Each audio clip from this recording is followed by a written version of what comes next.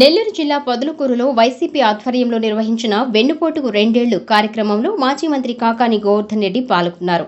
ఈ సందర్భంగా ఆయన మాట్లాడుతూ ముఖ్యమంత్రి చంద్రబాబు నాయుడు, సర్వేపల్లి ఎమ్మెల్యే సోమిరెడ్డి చంద్రమోహన్ రెడ్డి ప్రజల డబ్బును దోచుకుంటూ పాలన సాగిస్తున్నారని ఆరోపించారు. గత 2 సంవత్సరాలలో 3 సార్లు బడ్జెట్ ప్రవేశపెట్టినా ప్రజలకు మేలు చేసే ఒక్క హామీని కూడా అమలు చేయలేదని, వరుసగా రాష్ట్ర ప్రజలకు వెన్నుపోట్లు పొడిచారని విమర్శించారు. ఎన్నికల సమయంలో ఘనంగా ప్రకటించిన సూపర్ 6 హామీలను ఇప్పటి వరకు అమలు చేయకుండా ప్రజలను మోసం చేశారని మండిపడ్డారు.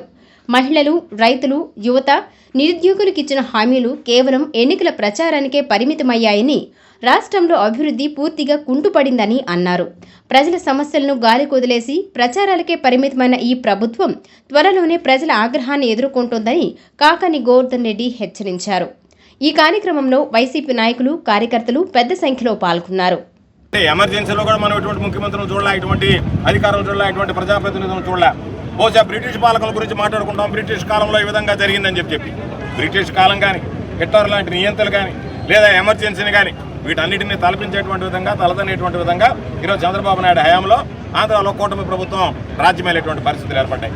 కాబట్టి వీటన్నిటిని దృష్టిలో పెట్టుకొని ఖచ్చితంగా రాబోయేటువంటి రోజుల్లో ఈరోజు కొంతమంది మాట్లాడుతున్నారు, తెలియనటువంటి వ్యక్తులు అందరూ కలిపి మలుకొని ఉంటారు. జనాల్ని ప్రజల ఆస్తుల కోసమే పుట్టినట్టుకుంటారు తప్ప మీరు ప్రజలకు సంబంధించినటువంటి సేవ చేయాలనేటువంటి ఆలోచన కనిపించడం లేదు.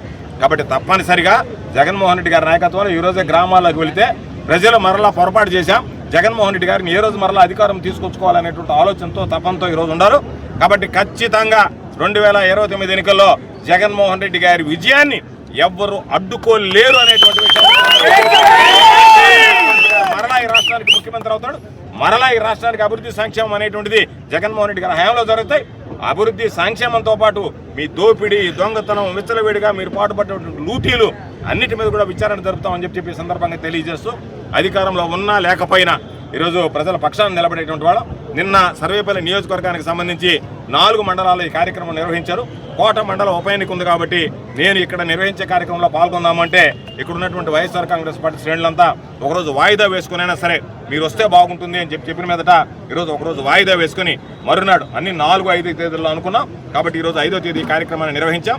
ఒక పిలుపుతో ఈరోజు పాపం తరలి వచ్చి, విశేషంగా తరలి వచ్చి ఎర్రటి ఎండను సైతం లెక్క చేయకుండా నాతో పాటు ర్యాలీలో పాల్గొని ఈ కార్యక్రమాన్ని జయప్రదం చేసినటువంటి వైఎస్ఆర్ కాంగ్రెస్ పార్టీ, నా కుటుంబ సభ్యులైనటువంటి వైఎస్ఆర్ కాంగ్రెస్ పార్టీ నాయకులకి, కార్యకర్తలకి, మీడియా మిత్రులందరికీ కూడా పేరు పేరున నా హృదయపూర్వకమైనటువంటి ధన్యవాదాలు తెలియజేస్తాను.